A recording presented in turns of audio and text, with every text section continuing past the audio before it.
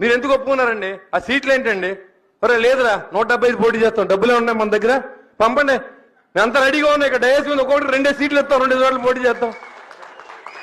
ఎవడో డబ్బులు ఎవడో సాయం చేయడు, మీటింగ్ రాడు, కానీ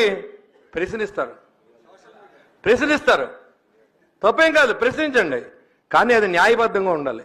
అరే 2019లో పోటీ చేశాడు కళ్యాణ్ గారు, 2 చోట్ల ఓడిపోయాడు. అరే బొలిసెట్సీని ఫోన్ చేసి ఈయన్ని ఓడించేసాం. దేనికోసం నిలబడి ఉన్నాం మనం? న్యాయం కోసం నిలబడి ఉన్నాం, నీతి కోసం నిలబడి ఉన్నాం, నెక్స్ట్ జనరేషన్ కోసం త్యాగం చేస్తా ఉన్నాం.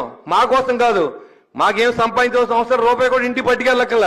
5 సంవత్సరాలు మున్సిపల్ చైర్మన్ చేశా, సిబిఐ ఎంక్వైరీ వేసుకోండి. ఒక 5 వయసులు దాంట్లో ఏమైనా జరిగితే ఉరి తీయమని ఛాలెంజ్ చేశాను ఈ రాష్ట్ర ప్రభుత్వానికి. ఉరి తీయడమే.